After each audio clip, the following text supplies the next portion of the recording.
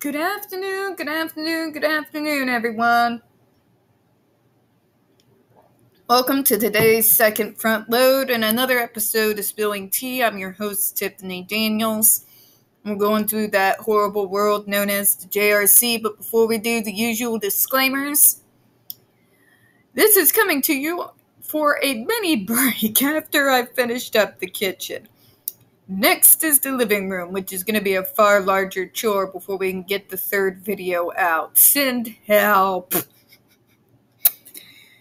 Because, yeah, I've waited way too long since the last time I cleaned. To the disclaimers, right?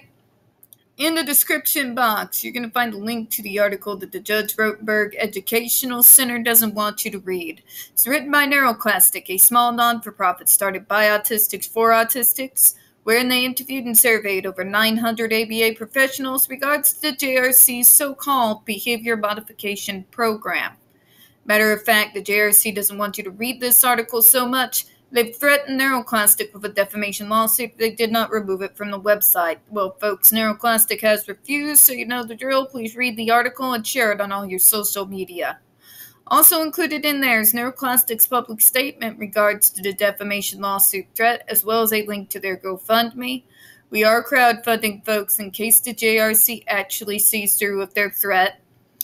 Also included in there, the Ozark's first article in regards to the Agape boarding school, now known as Stone for Help boarding school situation, a so-called Christian-themed boarding school based out of Stockton, Missouri that takes in so-called troubled male teens, that has impending over 21 civil lawsuits, claims, and allegations leveled against it, all which have been substantiated by the Missouri Department of Social Services, and they include the following: sodomy, rape, sexual assault, child abuse, psychological and emotional abuse, child trafficking, starvation, and that's just for starters. You have one former staff member arrested by the FBI, another a doctor still on the premises with full access to the boys, up on multiple substantiated claims of sodomy, rape, and sexual assault of the boys there. You have an attorney general too busy chasing after drag queens to actually do his job, and you've got a governor who's a special level of nut bar, so please send help to the few remaining ones left in this godforsaken state that have two brain cells to rub together and don't have enough money to flee. Read that article, share it on all your social media. Also included in there, as always, the link to this particular analysis of the JRC done by Dr. Fredda back in 1999, Hoya's massive archive on the subject, Jennifer Masumba's behavioral sheet of shockable offenses, a clip out of the 7-hour ordeal undergone by Andre McCollins back in 2002, and the ever-present self-explanatory change.org Shut the Judge Rotenberg Center Down petition. When we discuss the JRC, folks, you're going to hear vivid descriptions of and catch clips of surveillance footage of people with disabilities being tortured and abused. If you got young children present, folks, please go ahead, use those headphones, all right? Trigger warning, this channel is marked not for children for a reason. Use profanity on occasion and speak on dark subjects. If your child is 16 and younger and they are watching this, very obviously parental supervision is very much advised, all right? Okay, so where we left off last vid. Individualized. Oh my God, you're singing my song, woman. You are singing my song. I love this song. Individualized. Neither the educational nor behavioral programs is individualized for X. Thank you. Thank you. Thank you. The JRC doesn't know the meaning of the word individualized. An individualized program is brought together using the results of an actual full functional assessment. Not just focusing on, allergies. Thank you. Not just focusing on the behaviors. God. Thank you, JRC. Every time I hear the word behavior, I twitch. Thanks. Thanks a lot. An actual individualized program is based off of the results of an actual full functional assessment. That's the baseline. You can't go anywhere if you do not have a fully fleshed out baseline. Plans and programs, when created correctly, you work off of that. So the goals are not just about, well, I gotta make sure they don't have a behavior because then they'll make me embarrassed amongst the other normies. Okay? Doesn't help anyone. You're missing the forest for the trees. Okay? A real functional assessment, when done properly, is individualized because of the results. Because if you got two brain cells to rub together, you are able to realize and understand the concept that just like neurotypicals, not anyone with any particular diagnosis is the same. The concept of giving everyone the same treatment, in spite of the fact that we know in this modern world that disability affects each individual differently from the way it might affect someone else. Let me give you an example. A good majority of my friends are neurodivergent and otherwise disabled.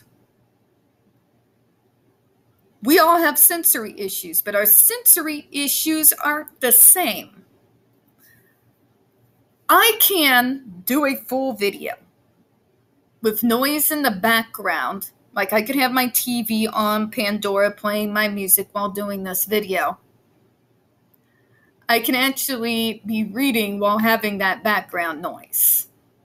In fact, with my sensory issues, it is preferable that there be some form of background noise. There kind of has to be. There are others, also autistic, who are unable to do that. They can't have the background noise going on while trying to focus on what's in the screen in front of them or watching like one of these videos, for example, because whatever noise is in the background makes it impossible for them to focus on what it is the individual in the video is saying. What does this teach us? You can't cookie cutter treatment, okay? But let's move forward here. While admittedly there is some level of individualization within a goal strategy, which step of the computer matching shapes program, which level 3 Aversives to use, that's not individualization. When you got a whole team there whose whole goal in life is to find out what particularly makes you tick so that you can torture you for it, that's not an individualized program, that's individualized torture. There's kind of a massive difference between the two. There appears to be no individualization in the selection of goals and strategies themselves. Again, this is what I mean by cookie cutter, that people like Dr. Matthew Israel and the dinosaurs that were waiting to die are still toting, is that no, that we got to use these specific strategies to deal with your behaviors because this is what works. No, it doesn't, Karen. Everybody's an individual, which means no one strategy is going to work on every single person. This is basic logic here. Even individuals who've never worked this field can wrap their brains around that, right? In other words, the treatment procedures and behavioral strategies identified for X are the same treatments identified for most other students. My point. Consequently, one can assume that functional behavioral assessments, to whatever degree that they were conducted, do not inform the program development as dictated in the IDEA and in the guidelines designated by the New York State Department of Education. Nope. No, they do not, Fredda. They absolutely do not. They are stuck so far in the past that they have this idea that overall strategies to target the behaviors that one size fits all. It's beyond stupidity. What's more fun, folks, is I've been dealing with, I call them the dinosaurs, since I was working for the state, because there were a lot more left around back then than there is now. And if you want to talk about butting heads, you want to talk about how many times I was in the director's office. By the way, I have no filter and it's shutting me up. That's the trick. So thankfully, I managed to somehow be able to communicate why what they were trying to say against me was stupid and did not match what was going on in the field at the time, that I didn't manage to get myself fired. Thankfully. I developed the talent of saving face. There was a lot of explicitives going on inside my head, though. Just so you know. The use of the functional behavioral assessment results in a uniquely designed behavioral and education program. So they're not taking their results for the full functional assessment and actually applying it in order to create a program that is based on the individual that is being assessed. They use cookie cutter treatments and strategies. And when those don't work, instead of thinking like an adult, maybe there might be something to individualizing this a little bit more, and I need to get a full functional assessment done, they instead say, okay, the strategies aren't working, so therefore torture is the only answer. That's the JRC, folks. Oh, but they're by no means alone. Again, the dinosaurs, and I hate to be this callous, the ones that we are just waiting to die, are the same individuals that have been pushing the same outdated and just ignorant things that they've been pushing since the 50s and 60s. All the same strategies that have caused generation after generation after generation of autistics and other neurodivergent folks and people with developmental disabilities trauma, all the way up to the current generation, Gen Z, right now. Okay? That's why we call them dinosaurs. That's why we're waiting for them to die, because they have produced generation and generation after generation of traumatized, neurodevelopmentally disabled adults. Trauma, because they cannot get themselves out of their own rigid thinking to be able to actually get some real quality progressive work done. I find this ironic because one of the things that people say about autistics so much is our very rigid form of thinking and how much we refuse to compromise. It's used as one of those things that they use to kind of complain and demonize us. What I find interesting is from those old dinosaurs that are still around, still toting the cookie cutter freaking idiocy, is that they are very much fitting the exact description in this particular area that they foist onto us. Gotta love projection, right? We're going to close out on that. Nope, actually, we're going to get into more of this. But why do they call us rigid without being able to see themselves in the mirror? The idea concept that we're rigid, I got a twofold thing on that. First of all, I refuse to compromise for anyone. I am who I am. Who I am does not deviate. It does not change. My values might as well be written somewhere in concrete. They do not change based on the individual, even if I despise the individual with my whole soul. I guess you could call that rigid. Okay. But when you think rigid, when they're talking about us, you're not thinking about that, are you? They cite our resistance to change, right?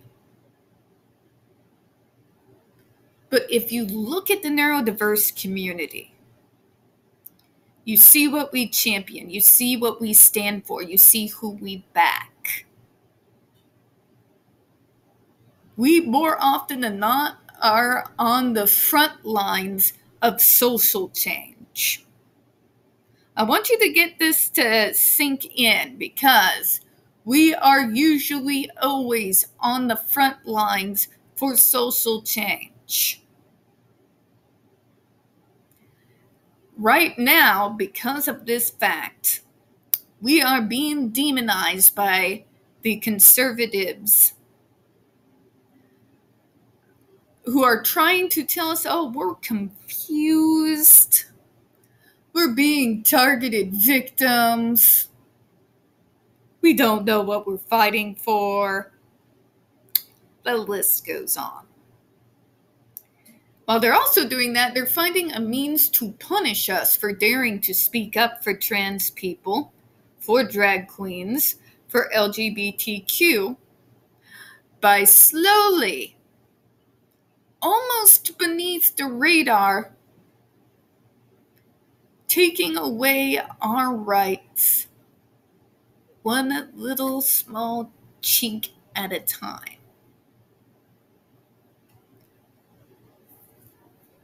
Now, let's take a look at that from some of these dinosaurs' perspectives.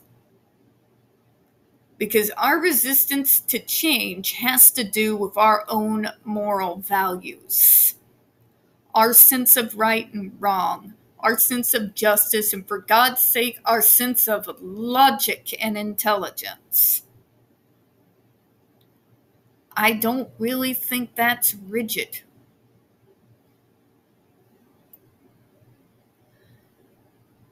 But the dinosaurs who claim that and claim it as a detriment, hanging over our heads like the ghost of Christmas past, like the sword of Damocles, if you will, holding on to what remains of the very unethical and unjust treatment programs of the past with a death grip, are far more rigid than any autistic or any other neurodevelopmental person that you will come across.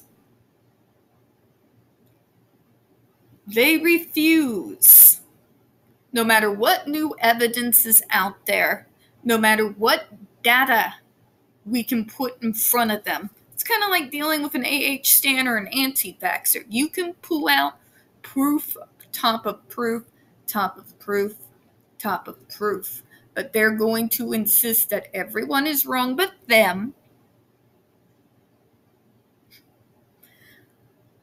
And that these strategies are tried and true, and my favorite, the gold standard.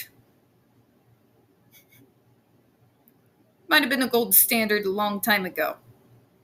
So were lobotomies. Doesn't it make it ethical? Doesn't make it right, and it doesn't make it progressive or actually effective. That's rigidity. Being rigid is not allowing yourself to have a change of mind and adjust treatment programs accordingly as the new science and data comes out. That's rigid. We're going to close out on that, folks. We don't get very many views on this channel. The few that we do get do tend to get removed from time to time. So please don't forget to hit the like button, hit subscribe, and don't forget to hit the comments. I do appreciate your time. As always, we here at Spilling Tea hope you have a good one. I will come back once I'm done with like the first part of the 5-part of cleaning this living room. Bye-bye, everyone.